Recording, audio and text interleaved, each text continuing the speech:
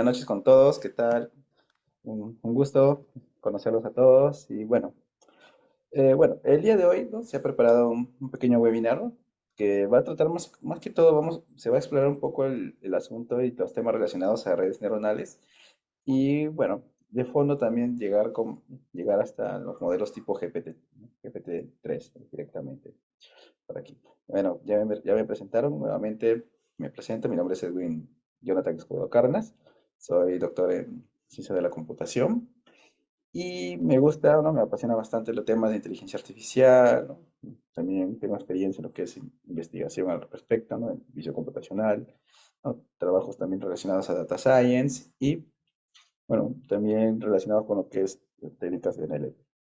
Bueno, este pequeño curso, este pequeño webinar que he preparado para ustedes, lo voy a dividir en cuatro puntos principales.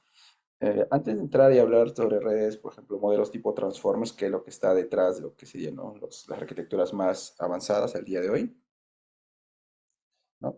Es bueno conocer un poco las bases, los fundamentos ¿no? de qué va realmente este punto, ¿no? Ese es el objetivo del día de hoy, que ustedes tengan una noción general de cómo es que hay una cierta evolución en el conocimiento, en el aprendizaje, qué es lo que está detrás de todo para poder recién allí, ¿no? llegar y entender los modelos más avanzados en la actualidad, ¿no? Sobre todo, ya estamos en la era de los modelos generativos, ¿no? Directamente. Se comenzó con GPT, ¿no? GPT-1, GPT-2, luego salió GPT-3 y luego la versión 3.5, ahora estamos con la versión 4, y a la par también otras empresas están lanzando sus modelos generativos bastante avanzados. Incluso tenemos los modelos gratuitos como son Llama, ¿no? Llama y Llama 2. Muy bien, muy bien, estimados. Entonces vamos comenzando por aquí la primera parte. Ok, el primer punto es entendernos de qué va todos estos modelos. Esos modelos, ¿no? encajan dentro del área de Machine Learning de lo que es específicamente aprendizaje profundo, les comento, ¿no? Y dentro del aprendizaje profundo tenemos, bueno, lo principal es entender un poco de qué van las redes neuronales, ¿no? Entender su definición y poder analizarlos directamente, ¿no? Poder saber qué es lo que estoy haciendo. Mm, En la experiencia que tengo, muchas veces uno se centra más que todo en la parte de lo que sería en sí la parte técnica, ¿no? Ok, tengo una librería, jalo mi red, ¿no? Armo y ejecuto y salen mis resultados. Pero realmente, si uno quisiera ir más allá, ¿no? Saber cómo potenciar los modelos realmente, hay que tener cierta base, cierto conocimiento de cómo es que estas redes funcionan, cómo es que ellas trabajan, qué es lo que ellas consiguen aprender realmente, ¿no? Subiendo de redes neuronales a redes convolucionales, cómo es que estas redes convolucionales a partir del año 2010, 2011 comenzaron a ser el estado del arte, sobre todo en visión computacional. Previamente existían modelos, ¿no? Modelos que eran clásicos, ¿no? Las SVM, árboles de decisión, Random Forest, por ejemplo, que trabajaban con puntos característicos, por ejemplo, en visión computacional, puntos característicos que se extraían con ciertos algoritmos llamados descriptores. Entonces, ¿cómo es que hubo una revolución en ese punto? Pasamos a lo que son ya las redes convolucionales. Luego lo mismo ocurrió con las redes recurrentes, ¿no? Directamente, que eran muy utilizadas en lo que es tareas de NLP, ¿no? Procesamiento del lenguaje natural. Y posteriormente se pasó a toda la evolución, ¿no? Los modelos incluso de redes recurrentes fueron evolucionando hasta llegar a un punto, ¿no? Un punto donde se tenían ciertas limitaciones, ¿no? Y ahí vinieron los mecanismos de atención, les voy comentando, y finalmente salieron lo que serían ¿no? Las redes, ¿no? La parte de atención se independizó y salieron los modelos tipo Transformer que comenzaron a revolucionar todo en la actualidad, estimados. Entonces, es una historia bastante interesante, ¿no? Todavía no estoy presentando las láminas, no se preocupen, solamente estoy dando una introducción general para que ustedes vayan escuchando. Y bueno, ahora sí empecemos, ¿no? Directamente por aquí. Bueno, me gustaría me gustaría entenderlos directamente, escucharlos a ustedes. Bueno, veo que hay 20 aquí, alrededor de 20. Me gustaría saber, ¿qué saben ustedes sobre redes neuronales directamente? Asumo que si todos están en el webinar es porque están bastante interesados en el tema, les gustaría conocer, ¿no? ¿Qué es lo que está pasando por aquí? Entonces, me gustaría escucharlos, ¿no? ¿Conocen acerca del tema? ¿Conocen sobre redes neuronales? Bueno, si les pregunto, ¿se conocen ChatGPT? Me van a decir que sí, ¿no? Directamente todo el mundo, o tal vez no, no lo sé. Si han escuchado sobre ChatGPT, lo utilizan, también estoy casi seguro que me van a decir que sí, ¿no? Que han estudiado, ¿no? ChatGPT directamente, pero ellos vienen de una base de que son modelos Transformers, que pertenecen al área de aprendizaje profundo. Pero para poder llegar a entenderlo realmente, necesitamos partir desde el inicio, ¿no? Entender. Comencemos primero con la parte de redes neuronales. ¿Qué son? ¿No? No sé si tienen si tienen los permisos para escribir, creo que sí, ¿no? Me gustaría escucharlos a ustedes, ¿no? Pueden utilizar el chat. ¿Qué entienden ustedes por estas por redes neuronales, ¿no? O por un perceptrón? ¿Cuál es la definición? ¿Cuál es la clave que realmente funcionen bastante bien, ¿no? En la práctica. Cuya limitación, obviamente, es que tiene que tener muchos datos. A ver, ¿qué opinan? ¿No? ¿Qué opinan? A ver ah, pueden escribir si gustan, pueden escribir, pueden colocar sus opiniones.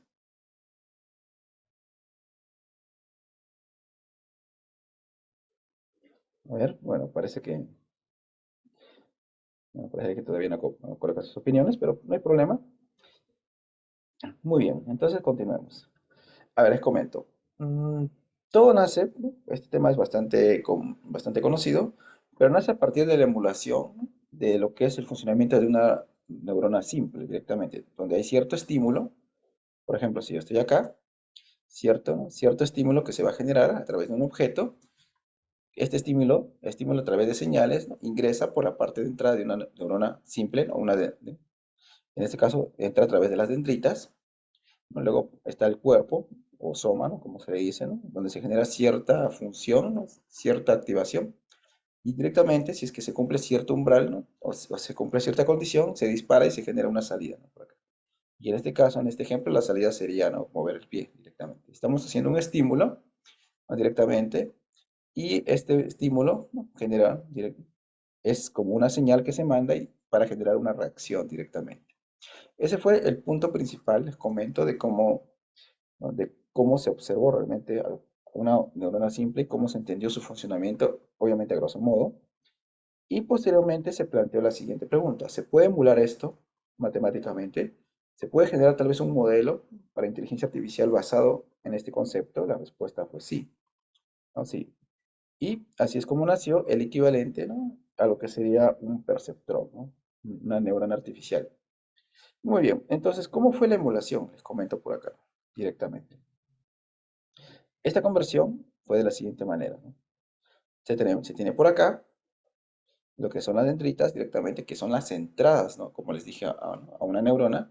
En este caso, nosotros tenemos como las entradas, mis datos. Va a recibir ¿no? Ciertos datos que van a ingresar directamente, pero estos datos no van a ir directamente al cuerpo, ¿no? De la neurona artificial, sino que va a haber una sinapsis, ¿no? Un punto de operación. Y es ahí donde nacen, ¿no? Lo que ustedes ven en este lado, que serían ponderaciones, les comento. Van a haber ponderaciones directamente, o de la mejor forma, a cada valor de entrada se le va a aplicar una multiplicación por cierto peso, ¿no? Cierto parámetro, cada uno. Entonces estamos haciendo entradas ponderadas, se le llamaría, ¿no? En este punto estoy con entradas ponderadas por aquí, y eso me lleva directamente, ¿no? Me lleva, ¿no? A tener una salida, ¿no? Y aquí se hace una operación, en este caso es una sumatoria de las entradas ponderadas, y en el caso que se requiera cierto ajuste, se mantiene un parámetro de reserva, ¿no? Que es el famoso valor umbral, ¿no? O el famoso valor de vías.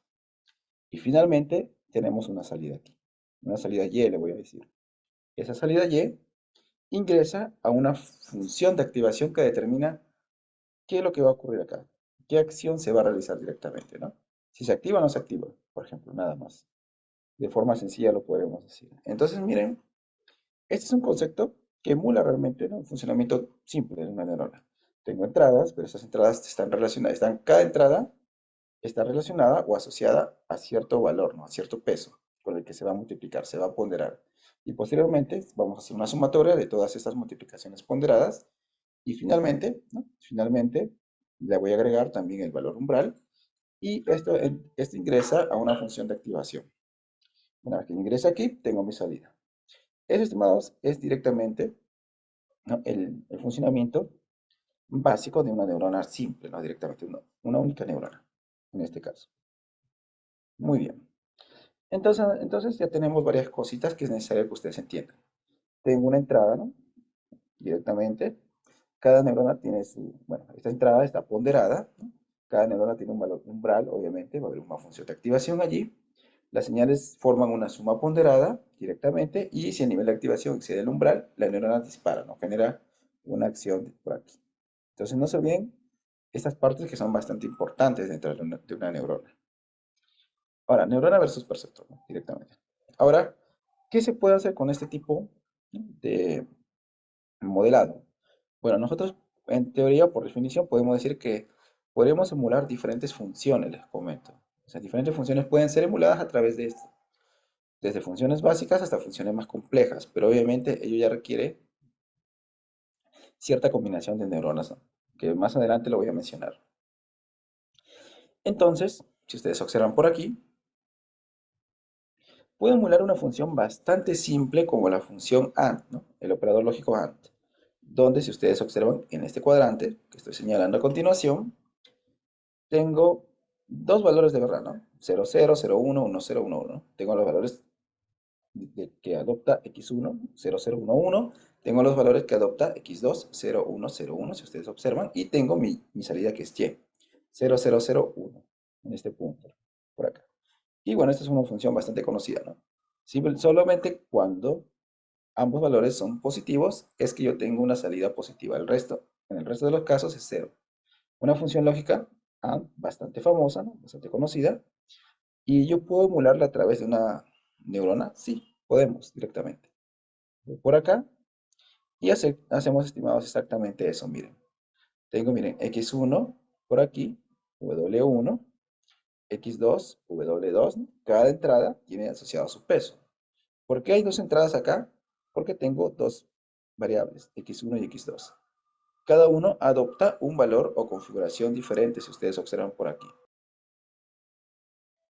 Y entonces esto, como yo les iba comentando, genera una salida. Entonces, simplemente se trata de modelar, ¿no?, el problema que yo tengo a través de una neurona simple, un perceptrón.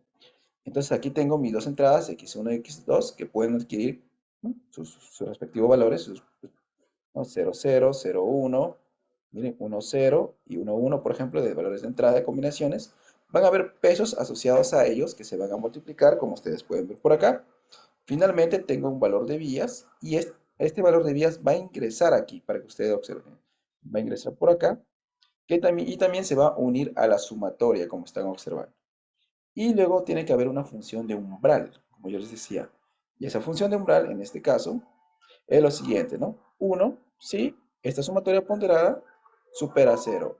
Y 0, en caso contrario, esta sumatoria ponderada más el valor de ajuste es menor o igual que 0. Y genero mi salida y finalmente aquí tengo mi y directamente.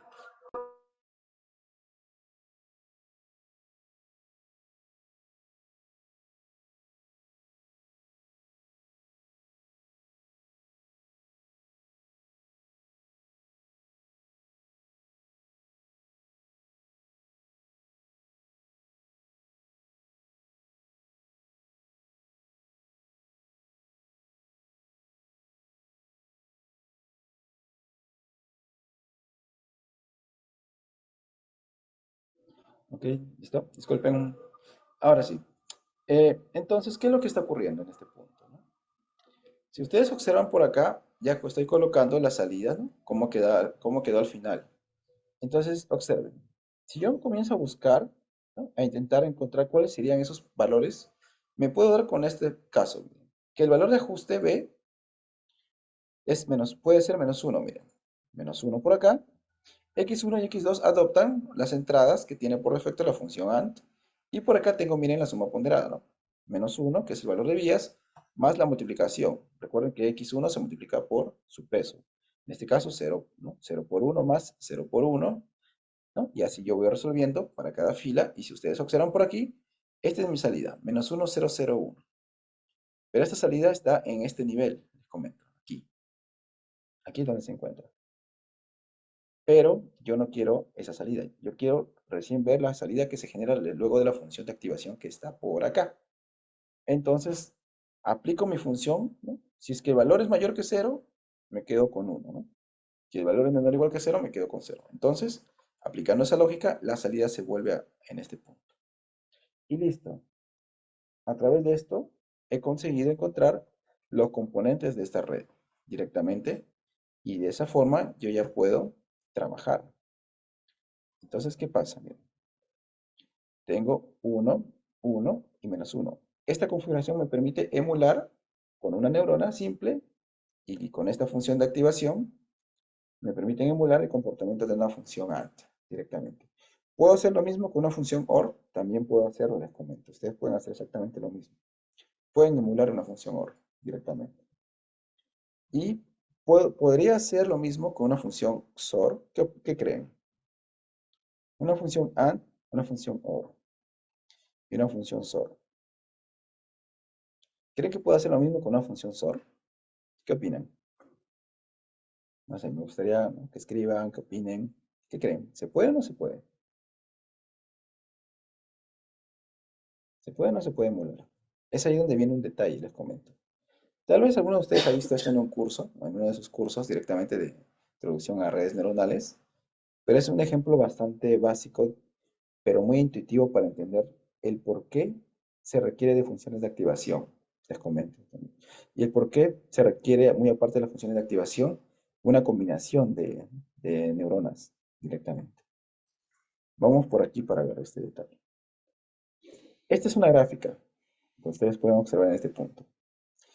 Hay una respuesta bastante sencilla de qué problemas sí se pueden y qué problemas no, ¿no?, a resolver con neuronas simples. Tiene que ver con problemas de complejidad lineal. Hay problemas que son resueltos, estimados, directamente a través de un proceso lineal. O sea, técnicamente que es un hiperplano lineal, una función lineal, consigue hacer la separación de los puntos que yo quiero. Por ejemplo, si yo represento en un plano, como ustedes pueden ver aquí, la función AND directamente, este valor es el 1, ¿no? Es un 1, justo cuando coinciden ambos valores de 1, ¿no? 1 y 1. El resto de valores tiene un valor 0, representado con rojo. Yo quiero separar el punto verde del resto de puntos rojos. Fácil, miren, esta es una función que lo puede separar, esta línea, ¿no?, que es igual y, ¿no?, una m por x más b. Listo, puedo hacer la separación, puedo hacerlo directamente. No tengo que hacer nada más. Lo mismo pasa con la función OR, si ustedes se dan cuenta. En la función OR, únicamente cuando ambos valores son 0, es que yo, ¿no?, tengo un 0. Entonces, aquí en el origen se encuentra, ¿no?, 0 con 0. Y tengo el valor negativo. En el resto de casos, tengo valores positivos. ¿Puedo separar el punto rojo, que es 0, de los demás puntos verdes? Puedo. Miren, aquí tengo una función que me define y me permite hacer la separación. Entonces, al ser problemas lineales, ¿no?, de solución lineal, ¿no?, de complejidad bastante lineal, entonces tranquilamente con una neurona yo puedo obtener una solución a este problema sin ningún impedimento. Pero ¿qué pasa con una función XOR? Como les había mencionado. La función sort tiene este comportamiento, ¿no?, directamente. Si ambos son ceros o ambos son unos, tengo 0. Caso contrario, tengo un 1. Si ustedes intentan encontrar una línea que separe estos puntos, no van a poder encontrarla. Si gustan, pueden intentar, no existe una línea que me permita separar los puntos verdes de los rojos. No al menos en el mismo espacio. Ojo con ese detalle. En el mismo espacio lineal, yo no puedo hacerlo. Pero en otro espacio sí podría. Ahí justamente viene el punto que quiero mencionarles, ¿no? En el espacio original que ustedes están viendo en la pantalla, yo no puedo, ¿no? No se puede. No se pueden separar estos puntos. Una forma sería haciendo esta curva que ustedes están viendo, pero esto ya no es una función lineal, les comento, ¿no? Es una función no lineal. Entonces, no puedo separarlos de forma lineal. Y ahí viene el primer punto, ¿no?, que me gustaría hablar con ustedes directamente. Los problemas simples sí requieren de modelos simples, ¿no?, según lo que les estoy mostrando, pero la realidad que ustedes intentan emular o que nosotros intentamos emular es bastante compleja. Si hablo de problemas relacionados a visión computacional, son muy complejos, ¿no?, realmente. Tengo que analizar la información semántica de toda una imagen, ¿no?, la relación que existe en los píxeles, pero no a nivel no a nivel de intensidad de colores, sino relaciones semánticas de asociación que forman uno, que generan un objeto, por ejemplo, ¿no? Por ejemplo. Entonces, las neuronas simples no pueden solucionar estos problemas. Pero, como les dije, la realidad es compleja y necesitamos de modelos más avanzados. Entonces, estimados, aquí viene un enunciado muy bueno, ¿no? Neuronas simples se combinan para generar neuronas más complejas. Entonces, esa neurona simple, ¿no? Es ese perceptrón que les estaba mostrando, lo podemos encapsular de esta forma, miren, dentro de un cuadrante verde, y, ¿no? Y esto representaría una cajita más chiquita. Esto se podría representar en una cajita más chiquita, y a raíz de esto podríamos empezar, ¿no? Podríamos empezar a hacer combinaciones. Porque recuerden una cosa, esta es la entrada y esta es la salida. Ojo con ese detalle. Tengo entrada y tengo salida dentro de mi neurona. Este es como un circuito, ¿no? Un flujo. Y por lo tanto, puedo hacer mezclas, puedo combinar. Observen por aquí, ¿no? Tengo mis entradas, pero aquí tengo un conjunto, miren, de neuronas. Y eso es bastante simple, ¿no?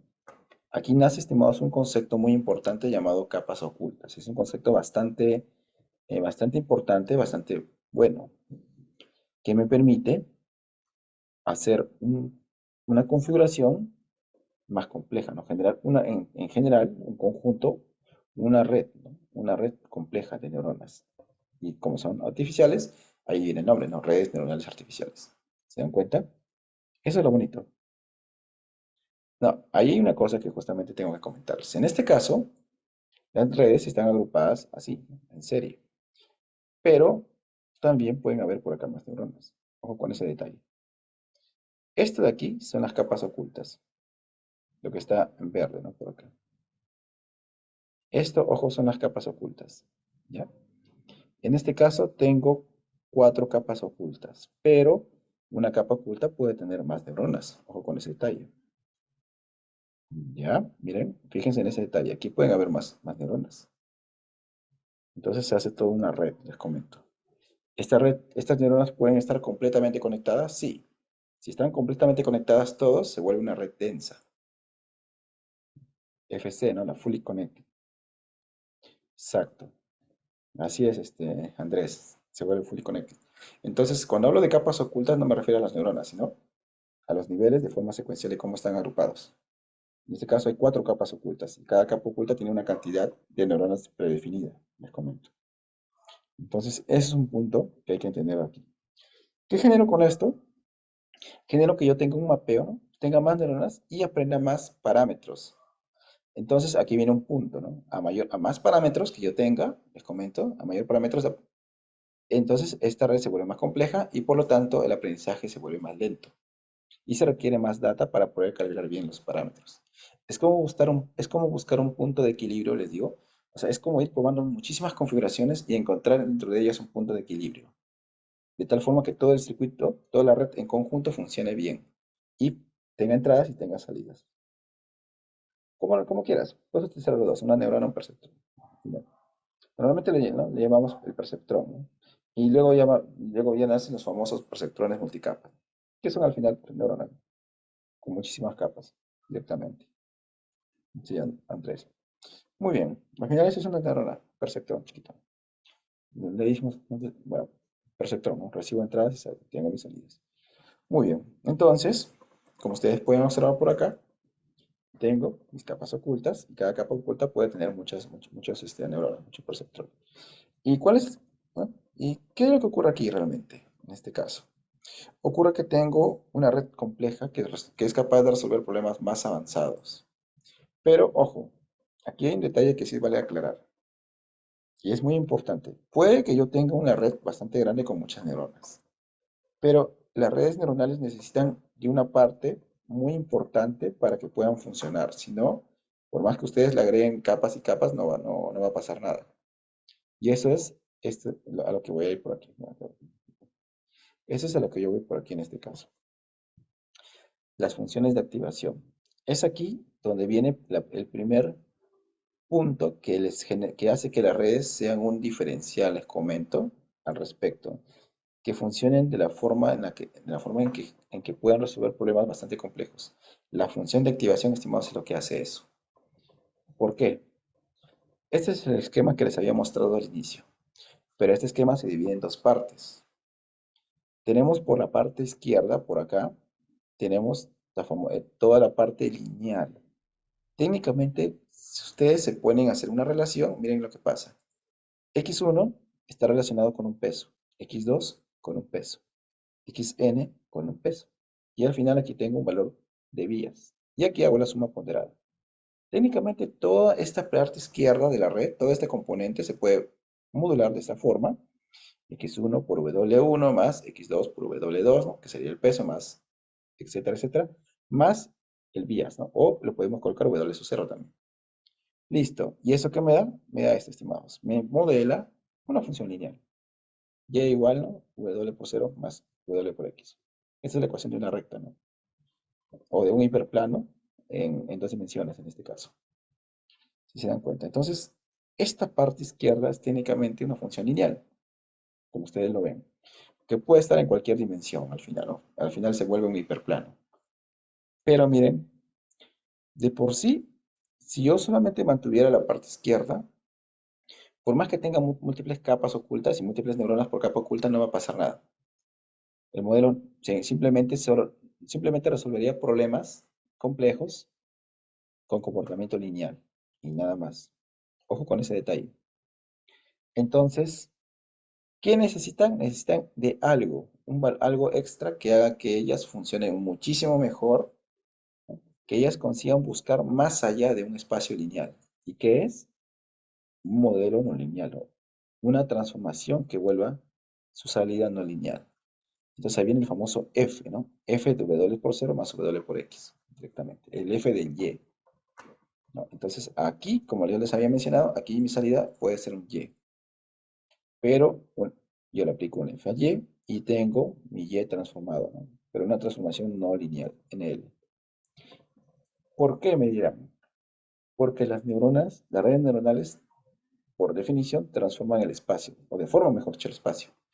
Y eso es lo que están haciendo aquí. Al aplicar una función no lineal, estoy deformando el espacio, ¿no? Estoy generando un nuevo espacio no lineal, donde yo busco la forma de cómo los puntos se proyecten y se acomoden de tal forma que puntos complejos, ¿no? Dentro de su espacio original, que no pueden ser separados como la función XOR, ahora sí lo sean en ese nuevo espacio que yo tengo.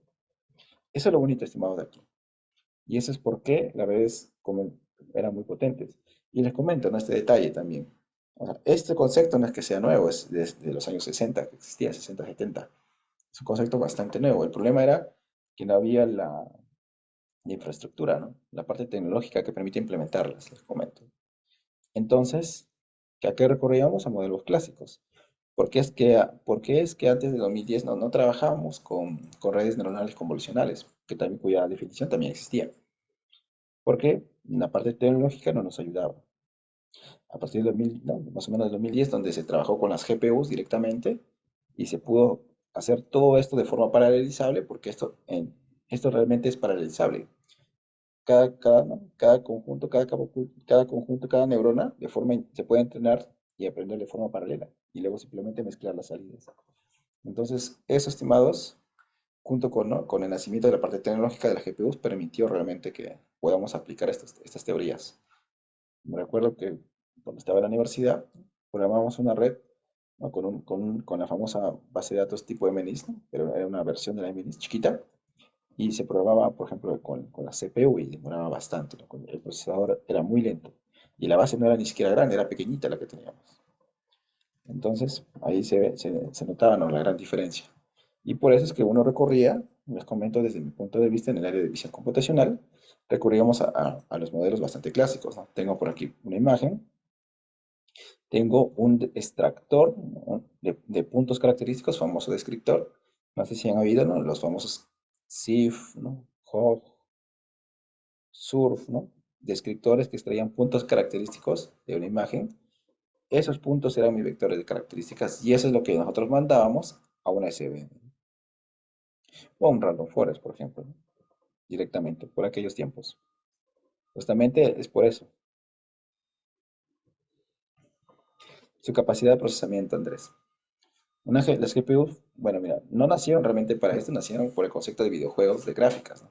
Al final una imagen que es una matriz con muchísimos datos, ¿no? Tú aumentas la resolución, la matriz es más grande, entonces y tiene más puntos de precisión, ¿no? Tiene más puntos flotantes. Entonces, el procesamiento de valores flotantes es pesado, ¿no? Computacionalmente hablando, es bastante pesado.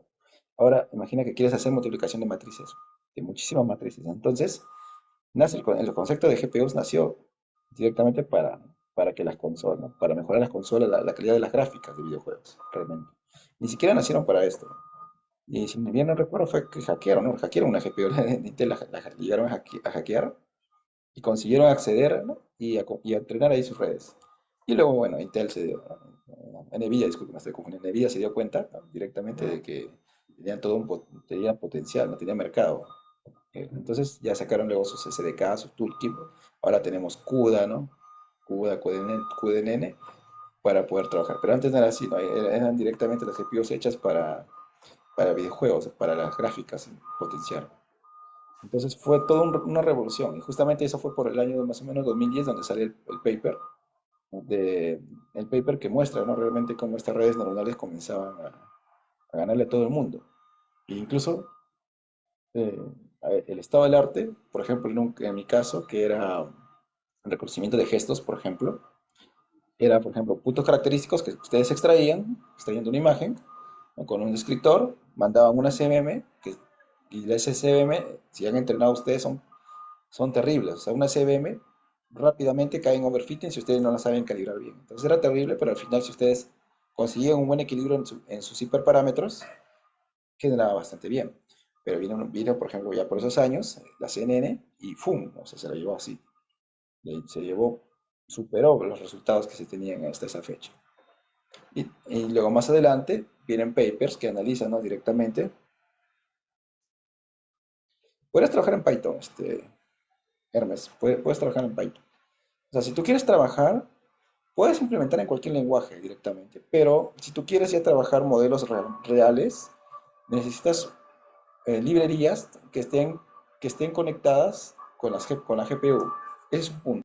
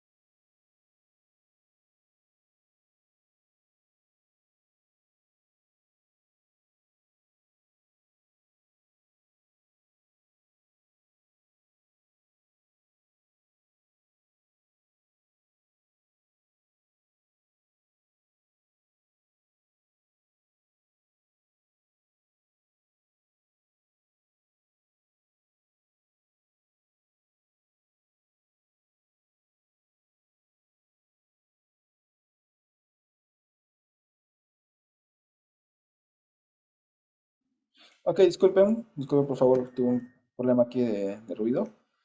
Ya se solucionó, disculpen.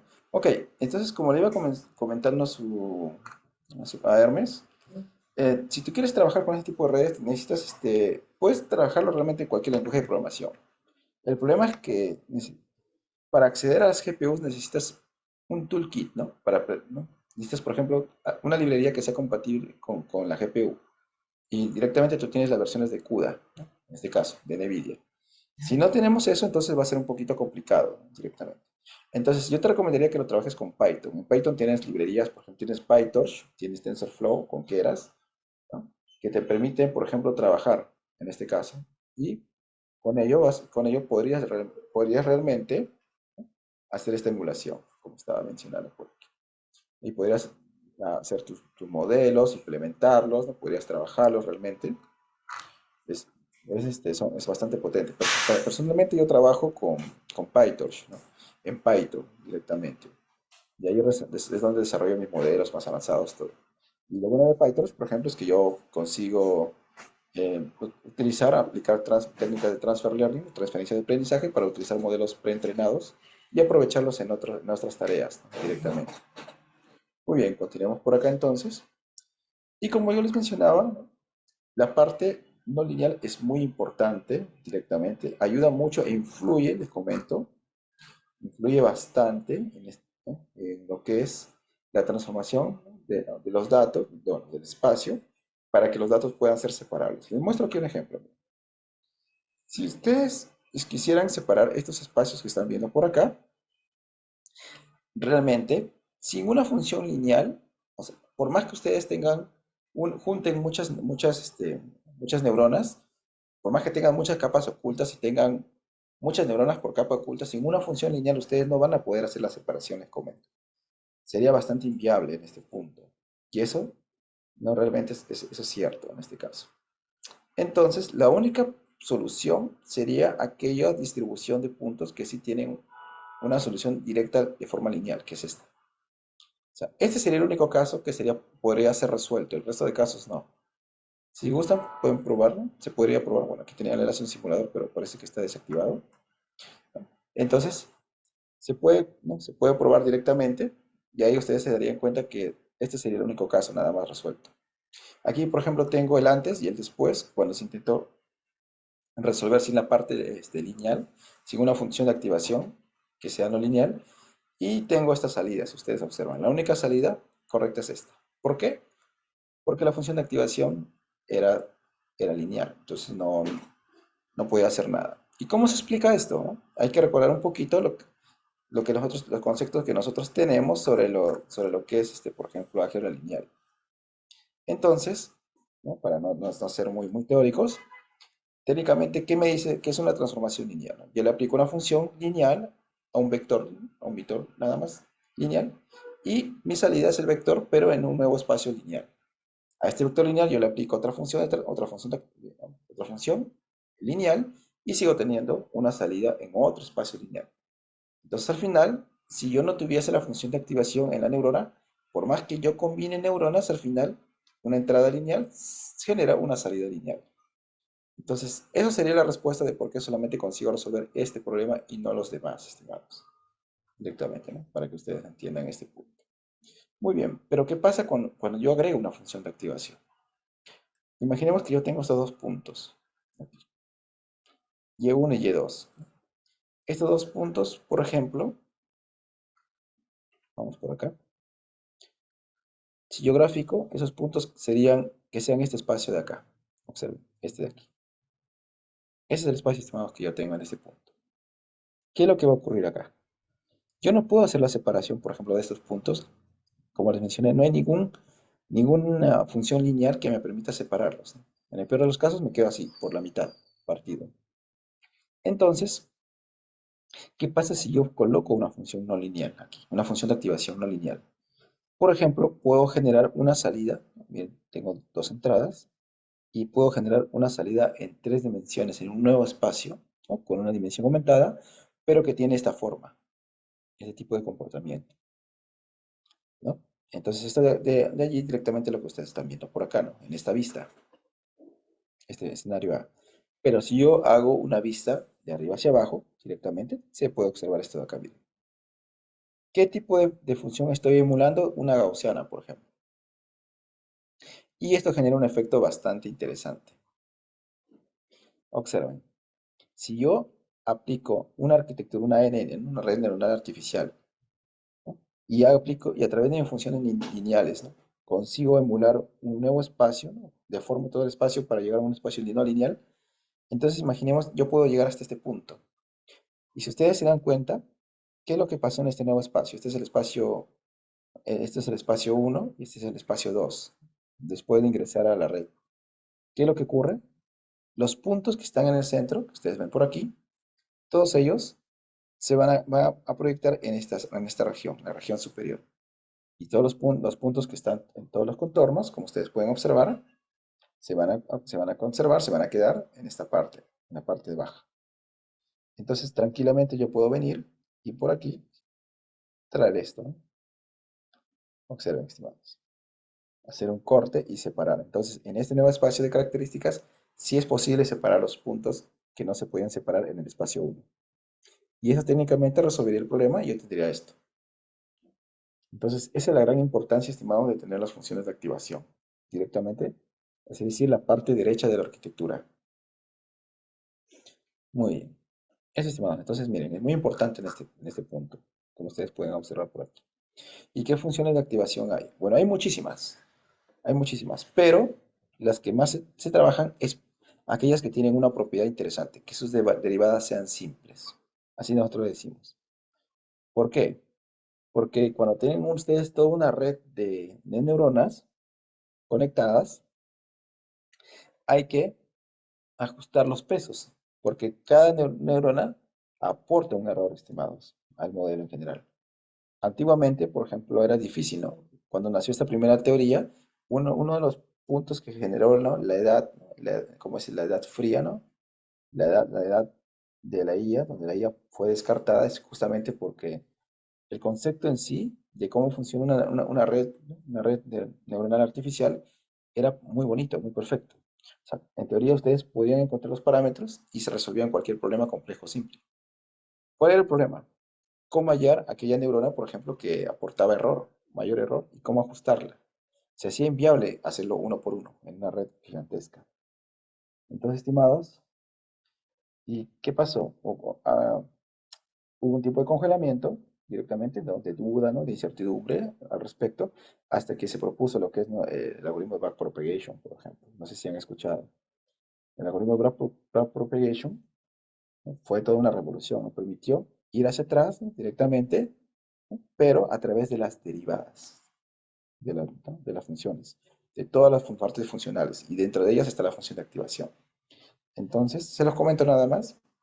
Entonces, un punto para que una red sea entrenable y no sea muy pesada es que las funciones de activación, como van a tener que ser derivadas a través del algoritmo de backpropagation, tienen que ser simples de derivar. Entonces, con ello minimizamos el coste computacional, sobre todo y por eso nace el concepto de épocas, ¿no? La época uno inicia entrenando y el error es elevadísimo, pero luego yo consigo identificar con mi backpropagation en qué parte se encuentra el error y luego allí voy a hacer yo ajustes y en la siguiente época, entonces yo tendría este efecto, ¿no? En la época uno el error, si esto de aquí es una gráfica del error, para que ustedes lo vean, no tengo un error bastante elevado, pero ¿no?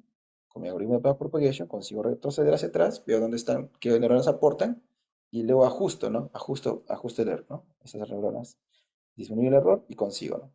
Entonces eso genera que el error vaya disminuyendo por épocas, ¿no? Entonces, esta es la época. Y es por eso que ahí nace, estimados, este tipo de gráfica, ¿no? La gráfica de error, del loss, ¿no? Que va disminuyendo por época. Muy bien. Las funciones más fáciles, ¿no? Más conocidas son el asigmoide, tangencial y ReLU, ¿no? Hay otras, sí, hay otras, ¿no? Hay variantes de la ReLU, hay variantes de la tangencial, ¿no? Sigmoide también, bueno, sigmoide la tenemos, tangencial, bueno, tangente hiperbólica sería, para ser más exactos. Muy bien, y son funciones, por ejemplo, que ayudan, ¿no? A transformar el espacio de características, ¿no? Por acá tenemos las ecuaciones y hay que conocerlas y saber entenderlas para que ustedes puedan tener un correcto funcionamiento de ellas. Por ejemplo, ¿no? La sigmoide, ¿no? ¿Qué es lo que pasa con esta función sigmoide? ¿Qué es lo que pasa con la tangencial? ¿Cómo es que funciona? Simplemente es una transformación de y, ¿no? De mi y que va a ingresar, ¿no? De mi g de z, a través de esta ecuación. Ustedes pueden observar por acá cuál es la salida, ¿no? 0 y 1 de la sigmoide. De la tangencial o la tangente hiperbólica menos 1 y 1. Los datos centrados en 0. Y la ReLU es más dispersa, ¿no? Es un poquito más dispersa. Muy bien. Estas funciones de activación, por ejemplo, hay que saber, ¿no? Hay que saber entender un poquito y saber cuándo utilizarla, les comento, ¿no? Por ejemplo, la función sigmoide tiene sus pros y tiene sus contras, les comento. Un problema con la función sigmoide es que satura y mata el gradiente, ¿no? Y aquí viene justamente, ¿qué es el gradiente, no? El gradiente, hay una función gradiente, les comento. No voy a entrar en muchos detalles, ¿no? Directamente, pero el error, la función de error se puede mapear, realmente. Así como ustedes ven por acá, realmente, este es el error que ustedes ven por aquí. El error se puede mapear, ¿no? El error se puede mapear, realmente. Es una función, la función de error, función de costo. Entonces, al final el error podemos mapearlo directamente. Entonces, ¿qué pasa? Para ir siempre disminuyendo necesitamos de un vector llamado vector gradiente. Solo que, ¿qué pasa si se cancela este vector directamente por ciertos problemas? Entre ellos, una saturación, ¿no? Directamente una pérdida de información. Entonces tenemos el problema de pérdida de gradiente. ¿Y eso a qué se debe? A que la sigmoide, si ustedes quieren verlo, es como si fuese un embudo, les comento, ¿no? Ustedes tienen datos, por ejemplo, de entre A y B, pero al final todos estos datos se comprimen entre 0 y 1. Entonces, datos que pueden estar muy dispersos en su espacio original, al ser comprimidos bastante, en un espacio entre 0 y 1, en una salida 0 y 1, quedan bien próximos, ¿no? Entonces, este efecto, bueno, en una neurona pasa, pero imaginemos que sean muchísimas neuronas y muchas capas ocultas. Muchas neuronas por capa oculta, este efecto se puede ir acumulando y al final, en un punto, se puede perder. Tanto se ha saturado, tanto se ha comprimido la información entre 0 y 1 que al final caigo en 0 y se acabó. Se pierde todo, entonces el modelo tiene un efecto así, ¿no? El modelo está por acá y ¡frum! Se quedó así. O si no, se queda así. Ahí, perdido, ¿no? Y ya no converge más. Entonces, estimados, eso puede pasar con la sigmoide, ¿no? Tiene un buen rendimiento en las últimas capas, por ejemplo, lo utilizan bastante como clasificador binario, lo cual es correcto. Se utiliza bastante como clasificador binario la función sigmoide. Tiene también un buen rendimiento cuando realmente tenemos, por ejemplo, muchos valores que ya se están saliendo, ya no están tan centrados. Colocamos una función sigmoide y permite que los datos un poquito se estabilicen. La clave aquí es no abusar de esta función de activación, realmente. La tangente hiperbólica también es un poquito más abierto, ¿no? Sus límites entre -1 y 1, pero también a la larga, si tenemos muchas capas ocultas y muchas neuronas por capas ocultas, puede generar el mismo problema, les comento. Entonces, al final, puede llegar a este mismo, ¿no? A lo mismo. Entonces, también lenta convergencia, obviamente. Si usan para decidir ¿no? entre una opción y la contraria, directamente todo lo menor a cero es una opción, todo lo superior a cero es otra opción. Y tienen un buen rendimiento en las redes neuronales recurrentes, les comento, porque sirven como compuertas en el circuito, en una arquitectura de una red neuronal recurrente. Es bastante interesante su uso. Y la función ReLU, bueno, es una activación tipo dispersa, sparse. Esto significa que simplemente los datos, todo dato menor a cero se vuelve cero, menor o igual a cero se vuelve a cero, y todo dato superior a cero se mantiene como está. Entonces simplemente todos los negativos al final suben hasta cero y el resto se eleva, lo cual evita que yo tenga una saturación en el espacio de salida y no está acotada. Por lo tanto, es muy buena, ¿no? Directamente. Pero también se pueden cancelar algunas neuronas. También puede llegar a este punto. Todos pueden llegar a esto. Muy bien. Pero es ya menos, ¿no? Directamente. Y al ser acotada, al no estar acotada, pero sí generar una salida tipo no lineal, entonces ellas generan y poseen un muy buen desempeño, este tipo de función de activación, en las redes convolucionales, ¿no? Cuando se trabaja con imágenes directamente. Y tiene un porqué realmente, ¿no? Tiene un porqué, estimados. Entonces, miren, todo esto les estoy explicando para que más o menos ustedes tengan una idea de, ¿no? Una idea de cómo es que funciona. Y ya se puede entender un poquito más directamente por acá. Muy bien. Voy a continuar por acá. Otro punto, otro punto que es muy importante que ustedes tomen en cuenta, les comento por aquí, es el detalle de overfitting, ¿no? Creo que estamos un poquito con el tiempo. Pero igual, miren, el detalle del overfitting es muy importante, les comento. Overfitting pero es otro punto que hay que tomar mucho en consideración. ¿Qué es lo que ocurre, estimados? ocurre que hay muchos hiperparámetros que calibran estas redes, y lo mismo va a ocurrir en todos los tipos de redes que ustedes trabajen, les comento. Entonces, dependiendo de la tasa, del valor de tasa de aprendizaje, bueno, un hiperparámetro que no he comentado por aquí, pero que es muy importante, que me permite, que me dice la velocidad a la que yo voy descendiendo en la función de error para hacer el ajuste de los parámetros. Entonces, estimados, esto me ayuda bastante. Directamente es un problema y hay que ir corrigiéndolo directamente, ¿no? Entonces, hay que tener cuidado con lo que son cuestiones de overfitting. Y así, ¿no? Y hay que tratar de tener una convergencia más o menos adecuada. Muy bien, eso es más que todo lo que yo quería que ustedes entiendan en esta parte, ¿no?, de redes convolucionales. Una vez que ustedes ya más o menos tienen una idea general de cómo es que van las redes convolucionales, entonces se puede pasar, disculpen, las redes neuronales, ¿no?, artificiales, ya puedo darles un alcance directamente de las redes convolucionales por acá. Las redes convolucionales, les comento, están compuestas por capas convolucionales y por capas directamente clásicas, ¿no?, las FCs, que son capas densas directamente, que son una ANN clásica, ¿no?, una red neuronal ANN clásica directa, cuya salida final es el número de clases a las que yo apunto. Y la ventaja, les comento, de estas redes convolucionales, estimados, es que permiten ya no aprender parámetros, ¿no?, de neuronas unitarias, sino que permiten aprender descriptores. Los descriptores que para mí eran modelos hechos, algoritmos propuestos, ¿no?, famosos handcrafted que les decíamos. Ahora ya no tengo que crearlos, sino que se aprende directamente. Y no solamente descriptores a nivel de píxel, sino descriptores a nivel semántico, que tienen y aprenden información importante en las redes convolución, de las imágenes. Este es un efecto bastante bueno, les comento por acá. Y tienen etapas, ¿no? Tienen convolución, función de rectificación, pooling y clasificación, ¿no? Y el operador de por qué llevan el nombre directamente es la convolución, porque la convolución tiene un efecto bastante bonito, les comento por aquí. La convolución me permite, no, miren, el operador de convolución me permite, estimados, si yo tengo, por ejemplo, esta entrada, me permite encontrar en una región, ¿sí?, me permite encontrar en qué región yo en- puedo observar cierto patrón, cierto parámetro, cierto kernel, cierto descriptor, ¿no?, como quieran llamarlo.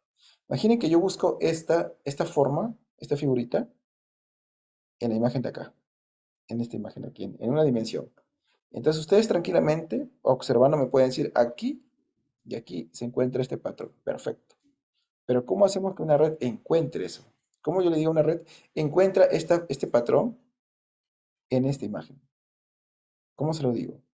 ¿Habrá un operador? Sí, el operador de convolución hace eso justamente.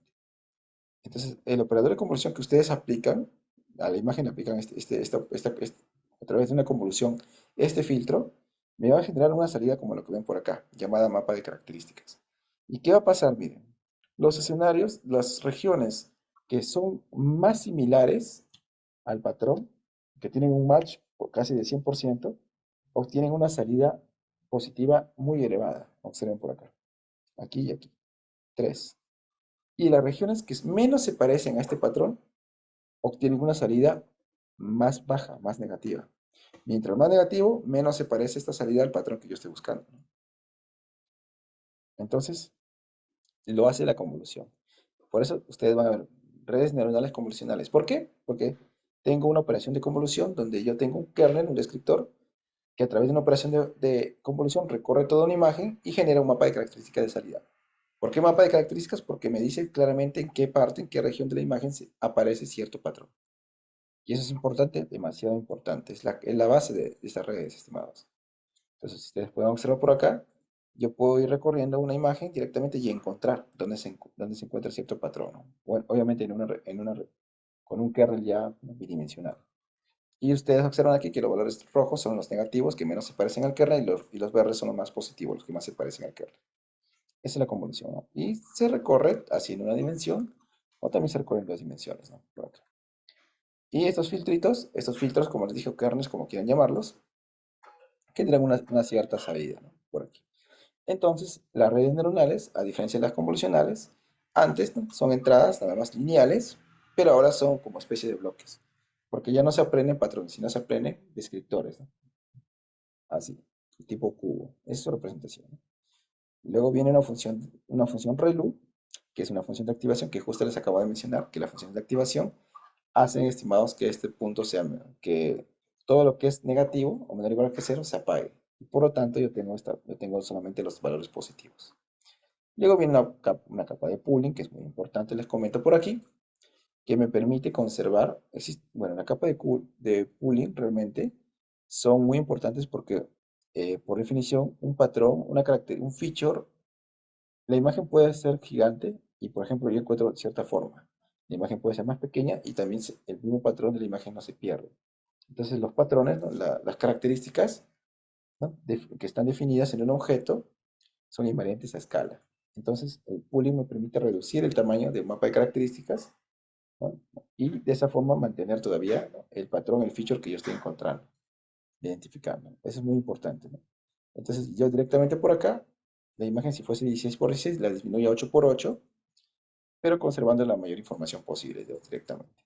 Y la clasificación, bueno, se hace con una función de activación tipo softmax que me genera las probabilidades de salida, ¿no? Directamente me dice qué imagen pertenece a cada clase, ¿no? Con cierto valor de probabilidad. Eso es lo bonito, ¿no? Solamente quería repasar este punto nada más, ¿no? Directamente por acá. Muy bien. Y ya para finalizar este punto de redes convolucionales, para que ustedes lo vean, el punto principal es justo lo que están observando por acá.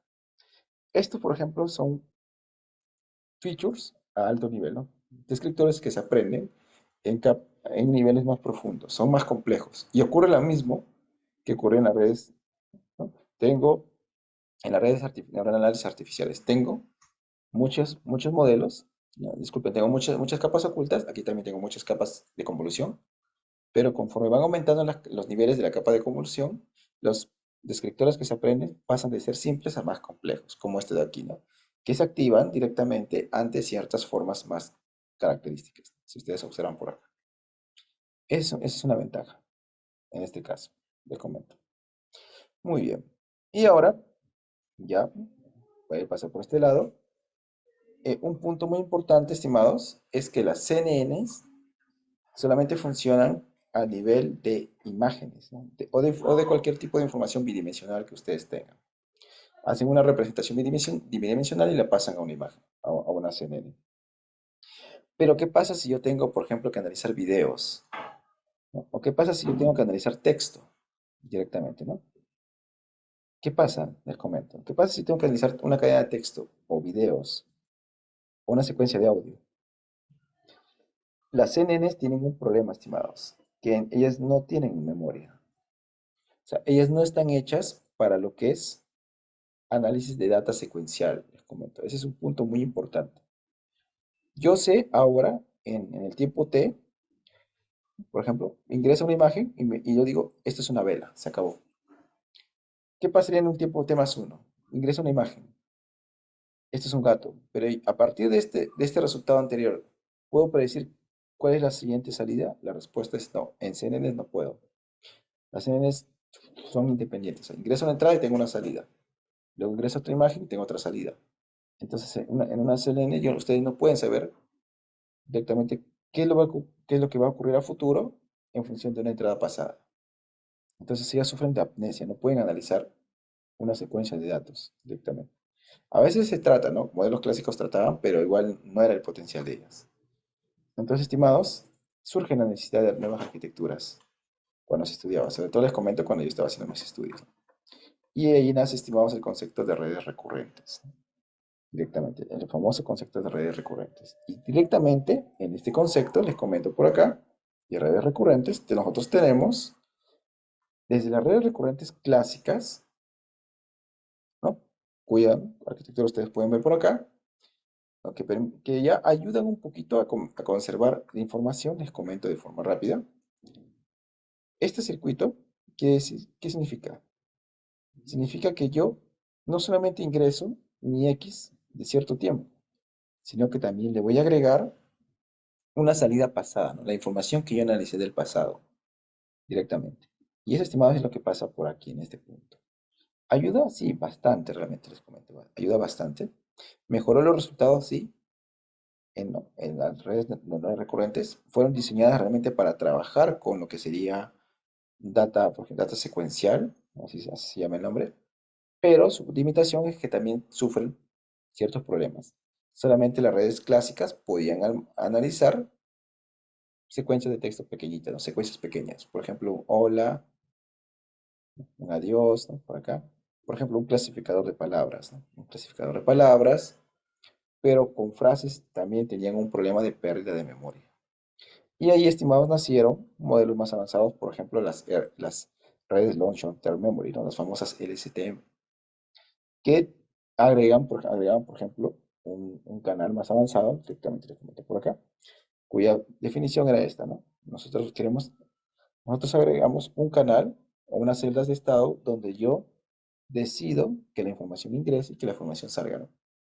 Y voy siempre manteniendo toda la información durante todo el flujo de mi red, por ejemplo. Y entonces, estas redes, les comento por aquí, ayudaban realmente, ¿no? Ayudaban y mejoraron muchísimo, superaron a las redes clásicas, a las redes neuronales recurrentes clásicas. Y fueron el estado del arte durante mucho tiempo en NLP, comento, ¿no? En técnicas, ¿no? Para procesamiento de texto, fueron el estado del arte, funcionaron bastante bien. Posteriormente, estas redes LSTM también llegaron a modificarse, les comento. Se llegó a analizar la arquitectura, ¿no? Y se decidió, por ejemplo, hacerlas más óptimas, más aceleradas. Y nació, por ejemplo, el concepto de las redes GRU, les comento por aquí, ¿no? Las GRU, por ejemplo, eliminaban un concepto, una celda un estado de activación, si ustedes pueden ver por acá.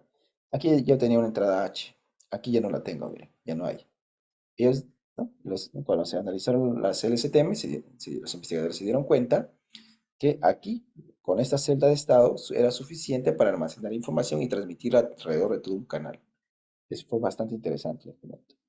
Y con ello, miren, en este caso, se simplificó la arquitectura y al entrenarse fue mucho más rápido. Y los resultados son bastante equivalentes. En la práctica, una LSTM y una GRU tienen un rendimientos muy similares. Y hay casos donde la GRU supera, pero en cuestiones de entrenamiento, estimados, son mucho más rápidos. Y eso es un punto a favor, les comento, ¿no? Por acá. Muy bien. Entonces, eso ha sido toda la evolución hasta aquí. Llegamos hasta las GRU, ¿no? Las redes recurrentes por acá. En general, voy por acá, mira, en general, estimados, esto es todo lo que ha pasado, ¿no? Les comento. Nacieron las redes neuronales, ¿no? Por aquí, pero vamos a verlo un poquito más dentro de las cuestiones de NLP, ¿no? Natural Language Processing. Miren, yo tenía el concepto de redes neuronales que ya les expliqué para que ustedes entiendan mejor, y en NLP existe un concepto llamado Word Embedding, ¿no? Que es codificación de texto. Así como yo en una imagen tenía que sacar vectores de características, le comento, en texto yo necesito sacar un vector de características que me represente el texto. Pero el texto es data secuencial. Una imagen es única, pero un texto tiene data secuencial. Entonces nació el concepto de word embedding, ¿no? Embedding, hay que codificar las palabras y luego darle un significado a toda esa secuencia de información. Entonces viene, por ejemplo, la representación de palabras, ¿no? Modelos como Word2Vec, por ejemplo, iniciales. Vienen las redes recurrentes para analizar esta secuencia de palabras, ¿no? En NLP les comento por aquí, con modelos, por ejemplo, de generación de lenguaje, si quiero hacer traducciones. Luego nacen, por ejemplo, modelos más avanzados tipo encoder-decoder. Imaginemos que yo quiero un traductor de español a inglés, ¿no? De inglés a español. Entonces necesito una red que reciba la entrada en español y salga una entrada en inglés. Entonces, estimados, nacen, por ejemplo, los conceptos de encoder-decoder. Y a partir de aquí, ¿no? Esto de aquí todavía eran redes recurrentes. Y luego nació un concepto de modelos de atención. Aquí es donde comenzó a generar la separación. Nació el concepto de mecanismos o modelos de atención que se incrustaban dentro de una red recurrente, una LSTM, por ejemplo. Y eso permitía muchísimo mejorar el procesamiento. Les comento bastante. Y eso, estimados, tiene que ver justamente con la pérdida de memoria. Todo tiene que ver con la pérdida de memoria. Por más que se analizaban frases, o llegaban ya a analizarse ciertas oraciones, perfecto. Pero ¿qué pasaba con un párrafo, con un texto largo? Entonces, los modelos de atención ayudaban a mejorar ese rendimiento, ¿no? Esa generación. Y finalmente, ya nace el concepto de redes transformadas, les comento. Este concepto, estimado, fue lo que cambió todo, ¿no? porque estos modelos, mecanismos de atención salieron en su arquitectura y se demostró que era independiente, o sea, que se podían separar de la red recurrente, ¿no? De la neuronal recurrente. Y solamente con un mecanismo de atención llamado, generado y modelado para proponer una red, bueno, con la propuesta de, de un modelo tipo transformer, es que se consigue hacer esto, estimados. Y esto, estimados, fue lo que generó la revolución que ustedes tienen hasta el día de hoy. Entonces, es todo un camino que ha ido pasando, les comento, es todo un camino hasta llegar acá. Y esto de aquí no es tan antiguo, ¿no? Es más o menos reciente. Y ahora el punto fue que las redes Transformer funcionaban bastante bien y necesitábamos alimentarlo de información. ¿Cómo es que funcionan ellas? Es un tema bastante complejo. Mm, no se va a quedar corto tiempo, pero igual les menciono de forma rápida, ¿no? Entonces, las redes Transformers tienen directamente un bloque de codificación, les comento, ¿no? Y lo bueno de ellas es que ellas consiguen ser paralelizables en GPU. Otra vez viene el concepto de paralelización. Se pueden trabajar de forma paralela, estimados. Se puede codificar y todo se hace de forma paralela. Entonces, pero para ello se necesita un positional encoder, ¿no? Saber qué palabras se encuentran, ¿no?, en cada posición directamente. Ya que estoy trabajando en paralelo, no tengo cómo tener una información secuencial. Ese era un punto en contra de las redes recurrentes anteriores. Toda la información se trabajaba una por una. Primero entraba A, luego B, luego C, luego D. Pero ahora no, ahora entra A, B, C, D, entran al mismo tiempo y se procesan en paralelo. Entonces tenía que haber una forma de cómo decirle que A va primero, B va segundo, C va tercero, ¿no? Y aquí venía el bloque de positional encoding, ¿no?, directamente. Entonces, estimados, son, ¿no?, bueno, que se solucionó, según el paper original, con una función seno, con funciones senos, directamente por acá. Bueno, y la codificación binaria previa de las palabras. Muy bien, ¿no? Y luego tenían modelos, conceptos bastante bonitos, por ejemplo, tenían, por ejemplo, ¿no?, el value, el key, ¿no?, el key y el query, ¿no? Es un concepto bastante interesante que tal vez en un webinar posterior podemos solamente hablar de estos modelos nada más, ya que el día de hoy ya se trata toda la base.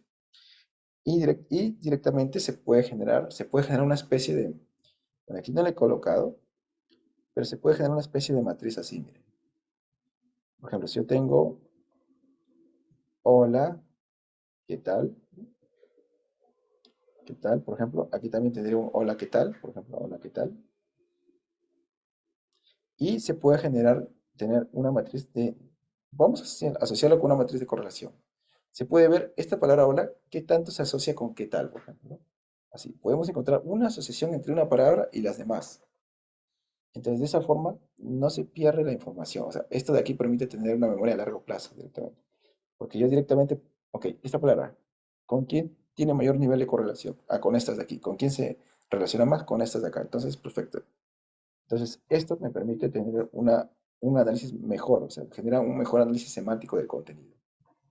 Entonces, estimados, nació esta arquitectura, nacieron mejoras en esta arquitectura, obviamente, ¿no? Bueno, también tienen, y esto permitió realmente que todo esto, estimados, dé una revolución. ¿Y cuál es la revolución? Ya la hemos visto, ¿no? ChatGPT 3, ¿no?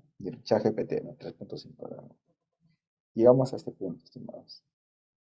Entonces, como ustedes ven, han podido ver el día de hoy, se ha pasado desde conceptos abstractos de aprendizaje profundo, redes neuronales, ¿no?, nacieron las redes convolucionales, nacieron nacieron, por ejemplo, las redes recurrentes para data secuencial, que procesaban videos, procesaban textos, señales de audio. Bueno, específicamente los datos textuales tenían lo que era tenían lo que era el embedding, ¿no? Cómo representa el texto, ¿no?, a través de una representación, primero, numérica, y segundo, que almacena la información de posicionamiento, ¿no? Luego, las LSTM se modificaron con mecanismos de atención y luego hemos pasado a lo que es modelos transformers, donde se independiza toda la parte de atención de lo que sería las redes LSTM. Y tenemos esto. Tenemos esto alimentado con muchísima información, con muchísima data, genera estimados lo que es, ¿no?, lo que es estimados ChatGPT, ¿no? Bueno, vino GPT, ¿no?, GPT-1, GPT-2 y GPT-3. Y hemos llegado a la fecha. Por eso es que actualmente ustedes pueden ver cómo uno, y apuesto que todos utilizan aquí ChatGPT, hace consultas, pasa texto, ¿no? Y se hace un análisis bastante increíble, ¿no? Colocan bloques de texto grandes y se consigue analizar completamente todo y sacar información. Es increíble, estimado, ¿no?, todo lo que se puede hacer. Y esto seguirá avanzando, porque se está tratando incluso de mejorar estos modelos. Y les comento, estos modelos no solamente ya se encuentran en texto, también han dado un salto a mi área que es visión computacional, les comento. Mira, esto da un salto, estimados. Y por ejemplo, en visión computacional tenemos las VIT, las Visual Transformers, que están comenzando a tener un rendimiento similar a las redes neuronales convolucionales. Similar o incluso superior, pero todavía tienen que ajustarse. Entonces, así, estimados, está. Obviamente, ChatGPT es el nombre del modelo, ¿no? Sí, del modelo Transformer que ha entrenado NVIDIA. Pero también existen otros modelos, o sea, cualquier empresa grande, ¿no? Como Facebook, Google, ¿no? OpenAI, que tiene acceso a muchos volúmenes de datos, puede generar su modelo, puede entrenar un modelo generativo. Tenemos, por ejemplo, Google Bard con su propio modelo.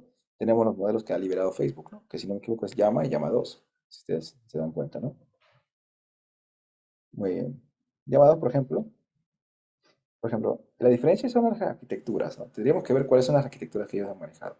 Ya habría la diferencia. Bueno, Andrés, si queremos ver, tendríamos que ver exactamente cuáles son sus arquitecturas, en qué se diferencian, ¿no? Ir directo a los papers, ya sería algo más técnico, pero si queremos ver a nivel de funcionalidad, obviamente ChatGPT es entrenado con más datos y tiene su versión GPT-4, ¿no? De pago.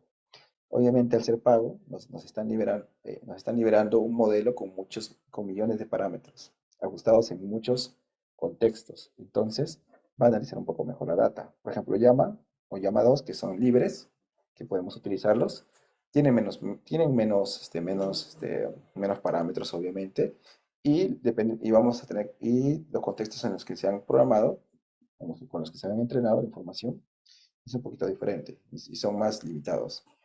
Pero en cuestión de análisis de texto, por ejemplo, si hay estudios a nivel de análisis de texto, cuando yo le doy un texto y interpreta el texto a ese nivel, funciona bastante bien. Ojo con ese detalle, directamente, ¿no? Entonces, estimados, es así, ¿no? Directamente. Hay muchas cosas, ¿no? que uno puede hacer. Ah, y ojo que al final estos modelos simplemente constan de millones, ¿no? de parámetros, les comento, y eso es un punto muy, muy bueno, ¿no? Directamente, ¿no? Es un punto bastante bueno. Obviamente, la desventaja es que no todos podemos entrenar un modelito así, o sea, generar un modelo desde cero porque no tenemos acceso a muchísima data. Lo que sí podemos hacer es, obviamente, aplicar transfer learning, ¿no? Lo que se hace en visión computacional, también lo podemos hacer acá. Podemos extraer un modelo que tiene millones de parámetros y simplemente lo que podemos hacer es ajustarle a nuestro contexto, ¿no? Dándole nuestra información y haciendo que nos entreguen directamente una salida. Son modelos bastante, ¿no? bastante buenos y robustos directamente. Muy bien, entonces con eso quiero finalizar el día de hoy.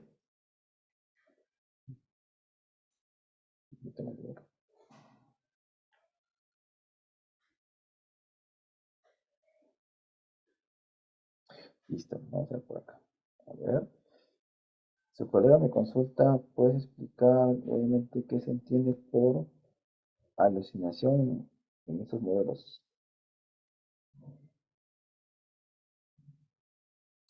Ah, modelos generativos. Alucinación. ¿En qué contexto, disculpa, Andrés, has escuchado esa palabrita?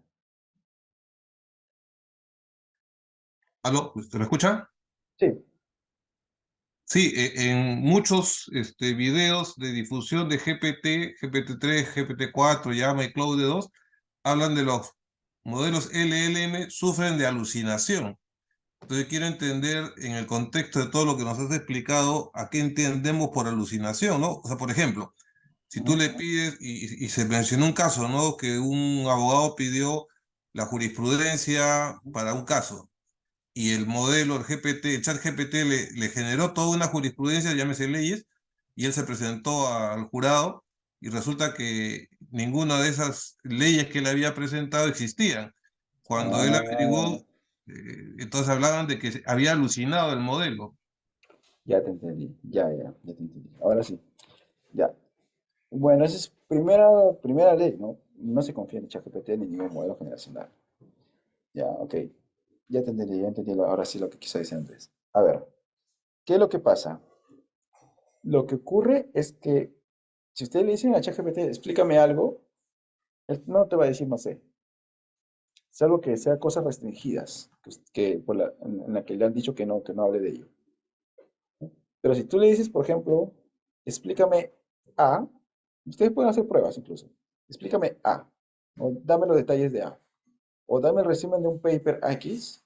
ChatGPT les va a dar un resumen, por más que ese paper lo he publicado en 2023 y ChatGPT está hasta 2021, me va a generar un resumen.